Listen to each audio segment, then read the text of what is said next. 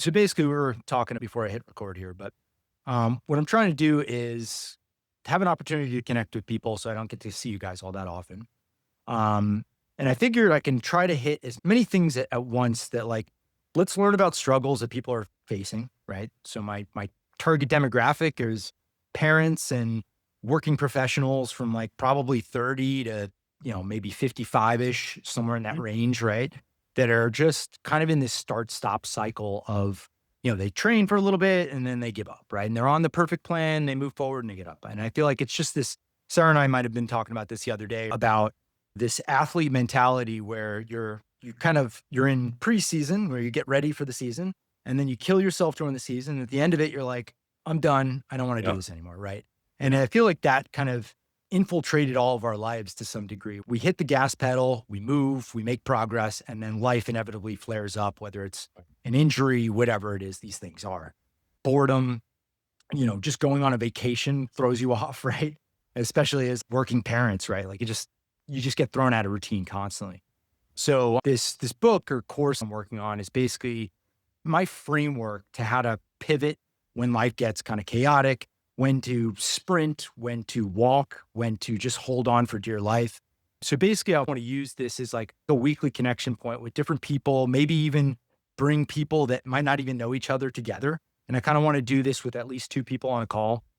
And like I said, good opportunity to connect with people. Sarah had suggested you because I love seeing you two together anyway. So I think it'll be kind of a fun thing to do anyway.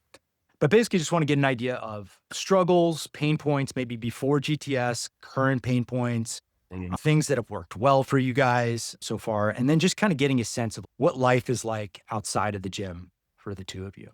So maybe let's just start there. Sarah, what's life look like outside of the gym before GTS and now? Yeah. Well, I think to put it succinctly, our lives are just really, really busy. John and I have two kids. We've got an 18-year-old who just to college. We've got a 15-year-old who's still at home. And we're trying to juggle a lot in terms of our lives, our careers, and also spend time together as a family. John and I are both really committed to keeping ourselves healthy, mentally, physically, so that we can enjoy the next stage of our lives as long Mhm. as we possibly can. But time is of the essence. We both have very little to get it old. So it's just always a huge challenge to Yeah. fit in all of our goals. I mean, fitness is just one of the 100 goals for ourselves. That's what makes it fun. Yeah. Yeah. How about you, John?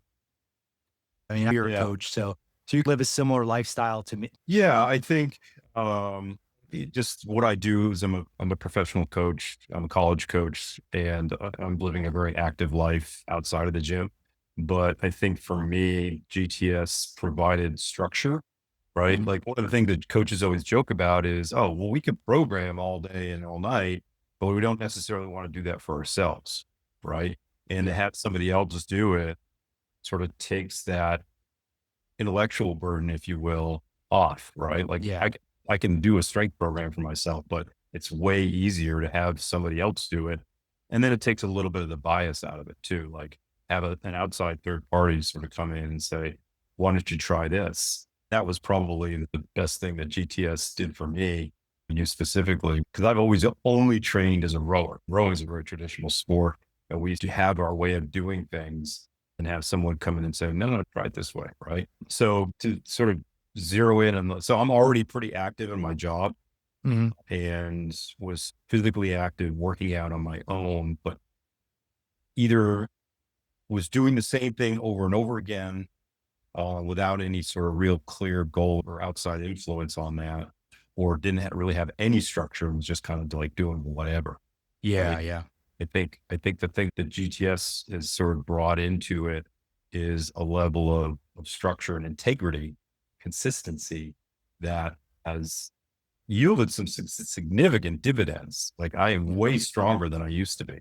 Yeah. Yeah. It looked better than I used to, right? Like Yeah. that's, Yeah, the I compliment. could do. Thanks. I mean, the compliments I Good get are good just so, testimonial right there. like in the last 3 years, people notice. Yeah.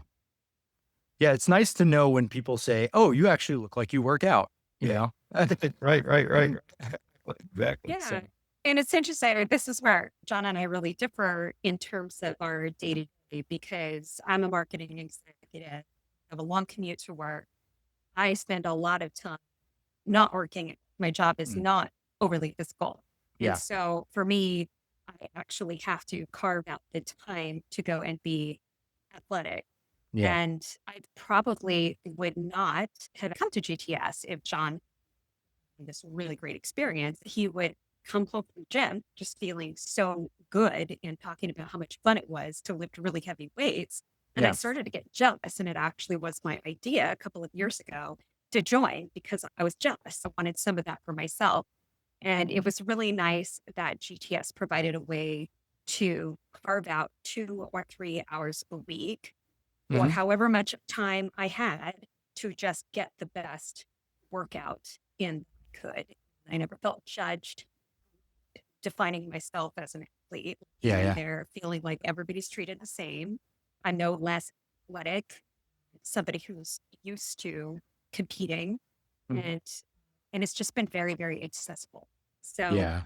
it's been a great way to fit that into life and it's given John me something. Yeah, that's cool because you guys are, like, on 2 opposite ends of the spectrum. Like, John and I are kind of in a similar vein where we're always in I think there's this thing I'm talking about in the book of, like, this athlete mindset, right? And I'm trying to distill the good parts of that, which is the discipline, the showing up, the identity, like, I am someone that shows up for myself, for my team, and trying to remove the bad parts of it, which is the overtraining, the excessiveness, the injuries, the playing through pain, those kind of things. Because our game is really the game of life at this point in time for most of us, other yeah. than, and it's like we got to be able to show up for our kids, for our job, for everything. And I just find too, is just being able, like, just physical benefits aside and aesthetic benefits and stuff, like, I am a better human being to be around when I do some type of training every day. It's just mentally, emotionally, I'm better. Like the anxiety just kind of dissipates a little bit, it clears a path. I can see things more clearly. There's something specifically about strength that I like because there's something technical about it. It's not just, hey, I'm just beating myself into the ground. I have to be present. I have to be able to have full body control. So there's some like meditative state that I benefit from as well. And then obviously, even in the endurance side of things, it's the same thing. It's this constant negotiation with yourself to, keep going or to catch up to the next person. I always found that like endurance sports were like the most mentally demanding sports I've ever done. Um, so it's cool to see that the two of you making this work in different ends of the spectrum. I've got these former athletes that think of themselves as athletes and they're trying to figure out how do I integrate this stuff back into my life. And then we've got people that have maybe little to no experience with this stuff and trying to figure out how do I even make this work? How do you guys prioritize your own training and everything that's going on in your life? Where does it stack? Is it something that you guys plan out for the week in advance? That you have to talk to each other about it? What are those kind of things? Tell me about that. I'll say absolute top number one priority for me, bottom line. Yeah. And I think we've had a few conversations about that where, I've had to lean on her a little bit to say this absolutely needs to be top priority.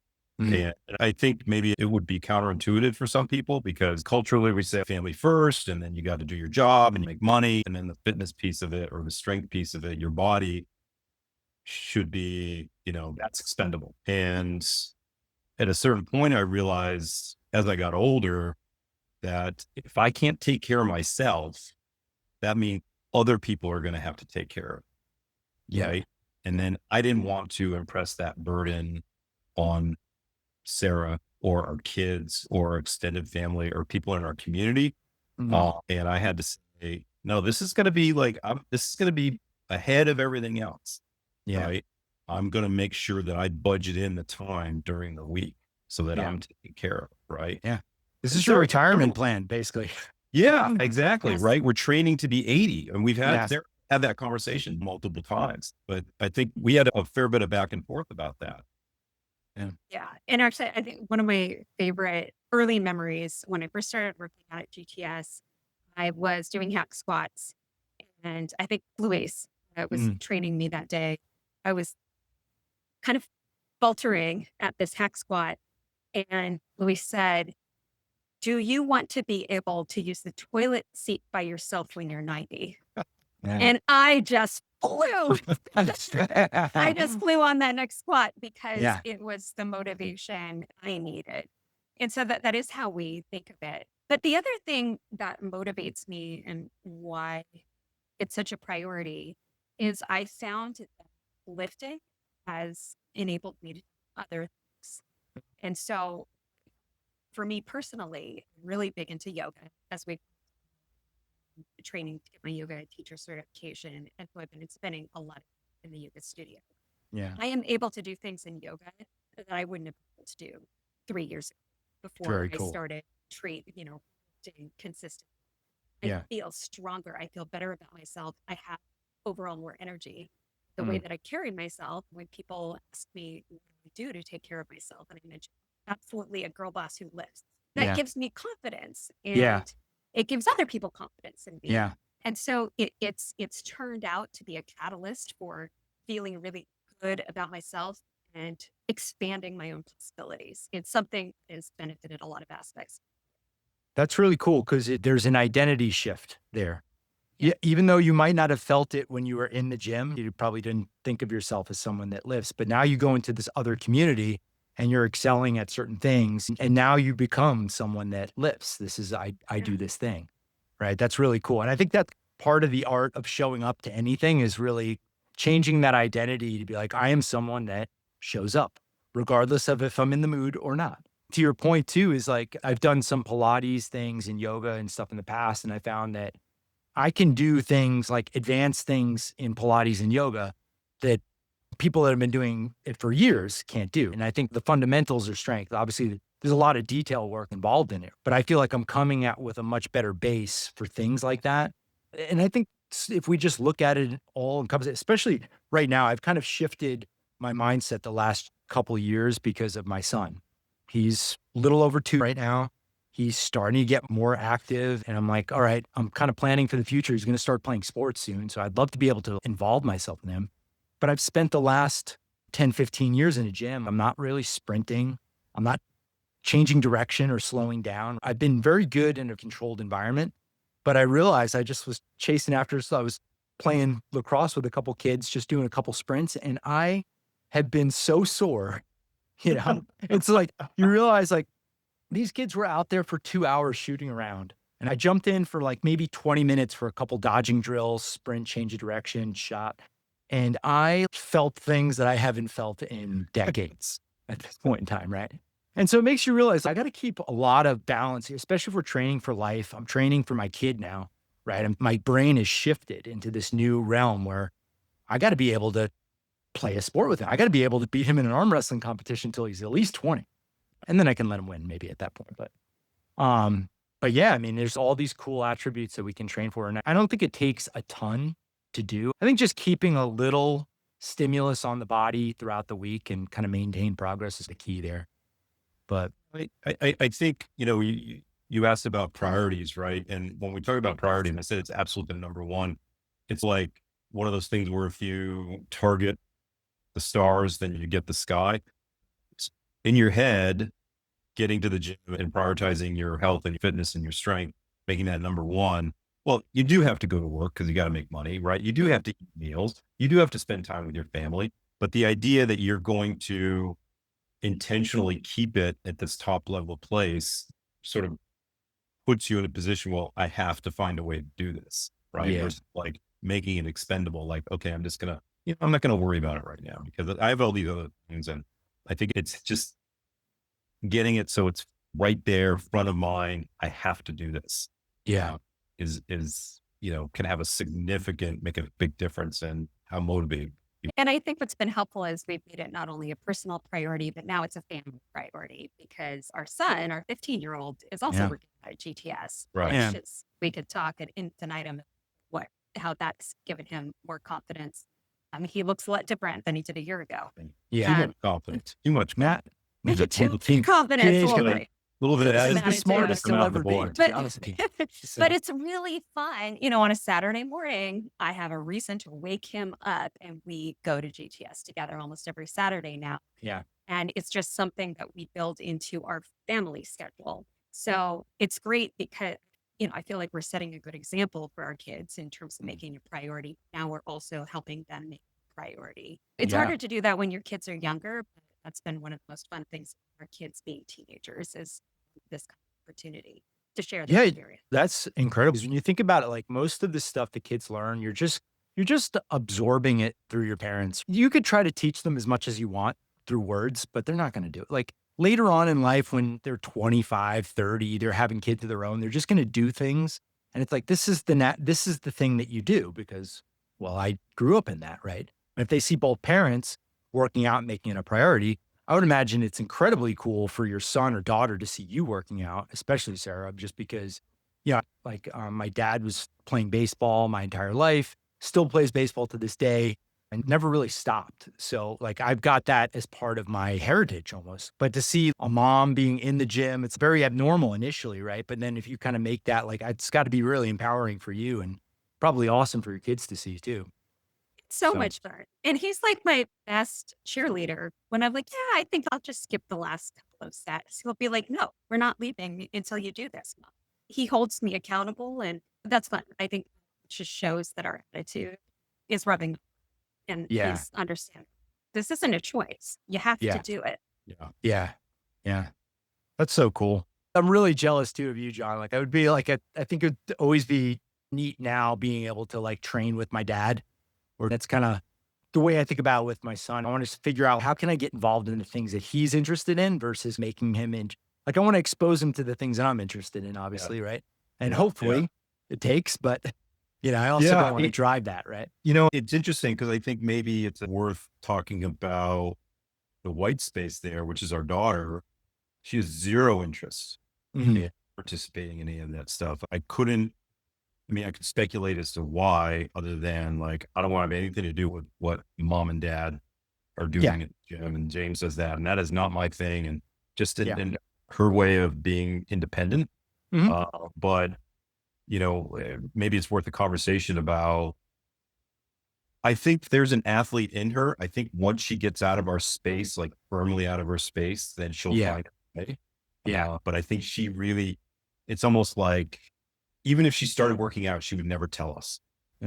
Right. Yeah, it's almost like, And she would literally keep it a secret. Right. mm, So, it's an interesting conversation to how to tap into that person. Right. yeah, That sort of has a cultural resistance, even if it's a family culture. yeah. Like, what if everybody in your family is an athlete? That's Mhm, all they talk about, mhm. right? And then you're just like, Yeah, you want to carve out your own space in the world. So it's like, all right, that's been done. These people are good at it. I'm going to be good at something else. yeah, So yeah, I could totally see that.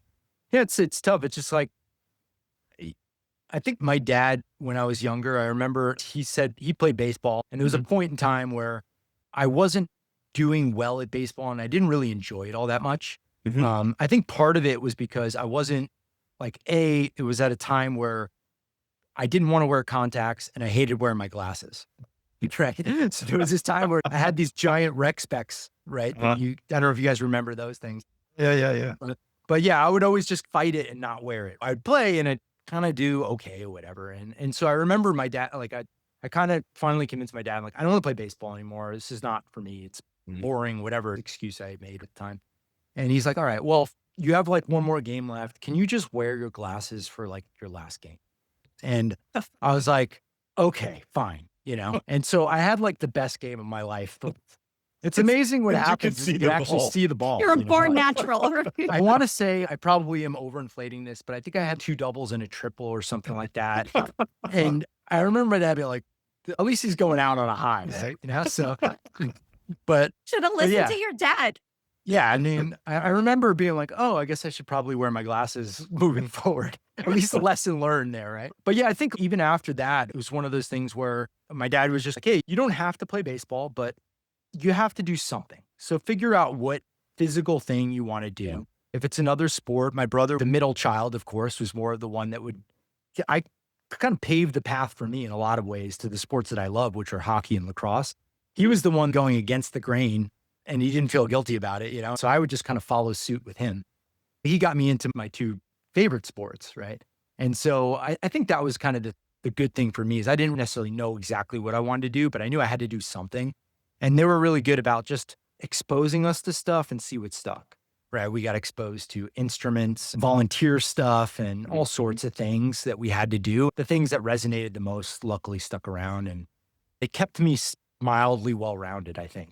Right. To wrap this up, I don't want to take up too much of your time here. So if you guys were, if there was someone like on the fence with joining, what would be your advice to tell them? And if there's any other kind of stories, I like that story you were telling about Luis earlier. There are other kind of stories or anecdotes that, you guys have from this. If you're talking specifically about GTS versus getting into strength, I'd say the number one selling point and the thing that's kept me consistently engaged is the culture that you have in the facilities, right? The coaches. It is a low pressure environment, but there's still a undercurrent of performance, right? There's this sort of gentle encouragement that follows, right?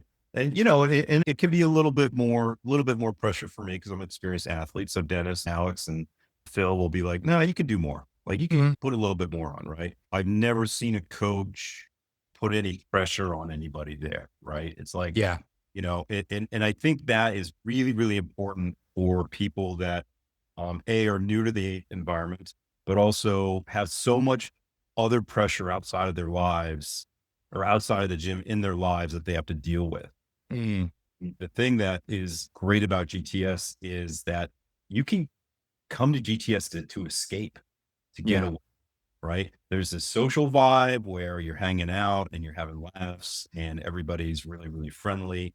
And then there's this physical component to it, which is entirely self-motivated, right? You're there because you want to, and the coaches are gently encouraging you, making corrections. It's such a departure from what I think a lot of people expect when they step into a gym that's going to be hard hitting. You're going to go hard and you're going to be, and I think honestly, like that's great that we're stepping away from that because that can be so toxic and keep people out. Yeah. Right. Yeah.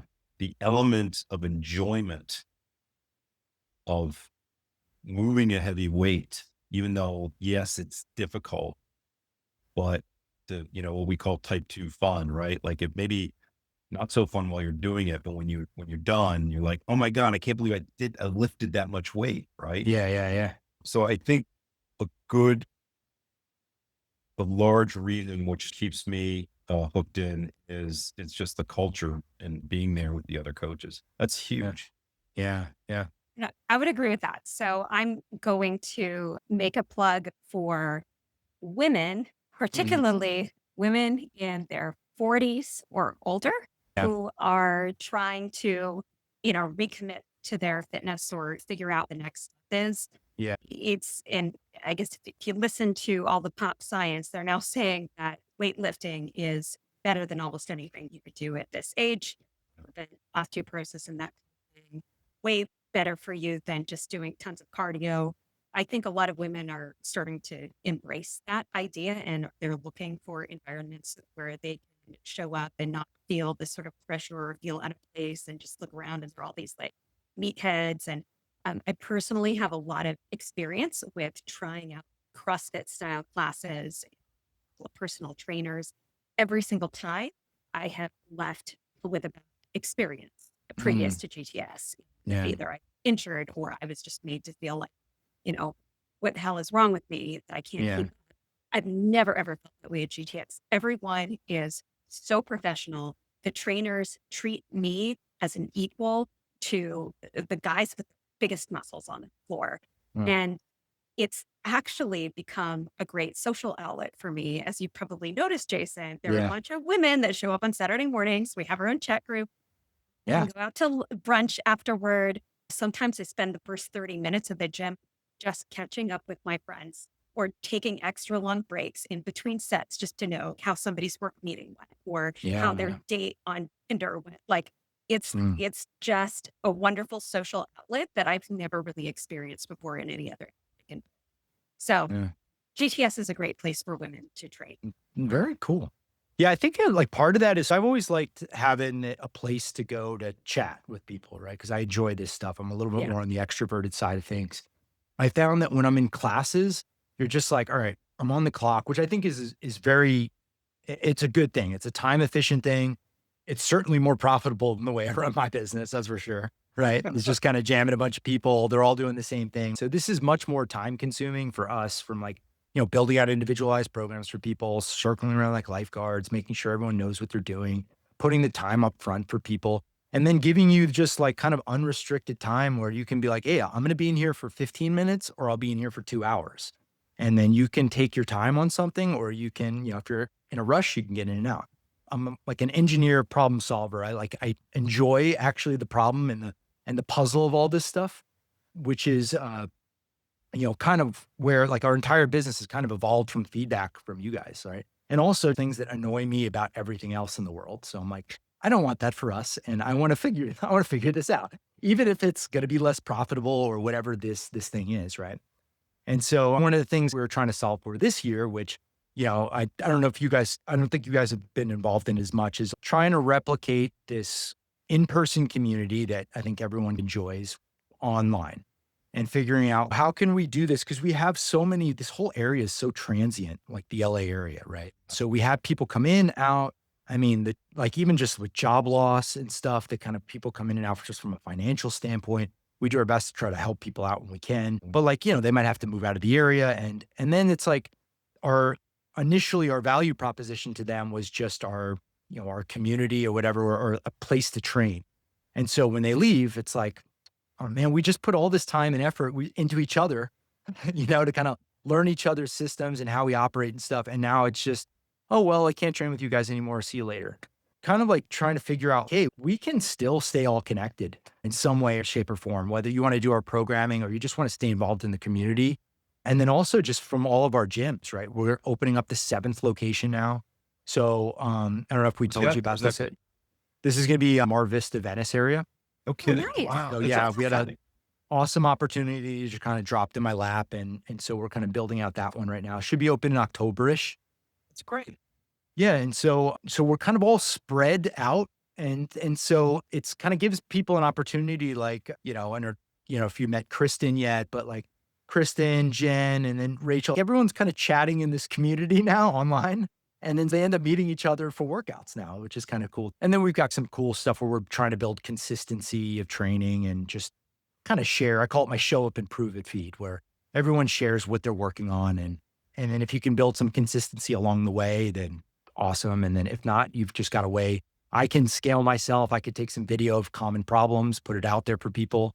We could do little challenges. Like we started doing this, I call it the daily mile, where, our main challenge is like, we just got to get 10 or more minutes of some type of intentional training daily. That's kind of my personal rule that I try and instill. And then the other rule is never miss 2 consecutive days, back to back. And so as long as you do that, you keep your streak. If you miss 2 consecutive days, you got to start over, right? And so now we've kind of evolved it, and we've got some challenges that we're kind of running out, like a 21-day daily mile. You could do more. You could walk it, run it, whatever you want to do. You can, like, some people were using it as an opportunity to kind of do it with their family.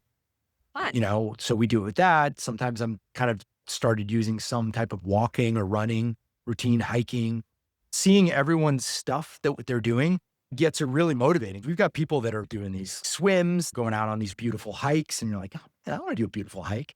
I want to have a cool picture to show someone someday, Yeah. So yeah, it's just been a really cool kind of side project that I've been building, and we'll figure out what to do with it over time. But I've just been trying to build something cool, and so far it's been fun. I enjoy looking at it every day. Gets me out of Instagram too, which is just kind of like all the stuff that I enjoyed about Instagram, which is like trying to follow my friends and their families, Yeah. see what they're up to. I was showing someone today, like I probably scrolled for like 15, 20 scrolls before I saw someone that I actually knew. Yeah. So it's, No, I think the Circle app is really good, and I should go on there more. I go on there about probably once a week just to see what's happening, and it is motivating to see, Yeah. people that I know at the very least getting out for a hike or setting up a new treadmill at their workstation. Yeah. I think what could be really motivating for somebody like me is some kind of team challenges. Like if I knew that all of the ladies were in it together on some kind of team challenge, then I would feel accountable to not let them down. Oh, Uh, that's interesting. I like so that. that might be kind of fun. It's super motivating to see how people are, expressing themselves. Yeah. That's cool. That's a cool idea. I like that. A team challenge. Jot that down. Well, thank you guys so much. I mean, for anyone like actually listening to this, because no one watches my videos anyway, right? So, but I figure like either way, I'm going to do this. It's more for me. And if anyone else wants to watch it, cool. You guys can let me know if there's anything that you don't feel comfortable sharing. I can edit things out, but I think you guys are amazing, great. I think you had a lot of cool, valuable stuff that people might be interested in. But grab t-shirts on me next time for your time. I appreciate you guys so much for actually carving out some time for me. Oh, So, this is fun. Again, it's a big priority for our family. And it's something that we love to talk about at home. We love to talk about it at the gym and always love talking about it with you. So cool, this is cool. fun. Yeah. Yeah. Thanks for the time. Great conversation. Yeah. Really fun. Good stuff. All right. Cool. Thanks a lot. I like this. I'm going to do more of these things. Yeah, you absolutely should. I would absolutely watch these conversations with other people. I would be really intrigued. Awesome. Yeah. That's a great idea. Cool. All right. I'll take right. care. Thanks again. All right. See you See guys ya. later. Yeah.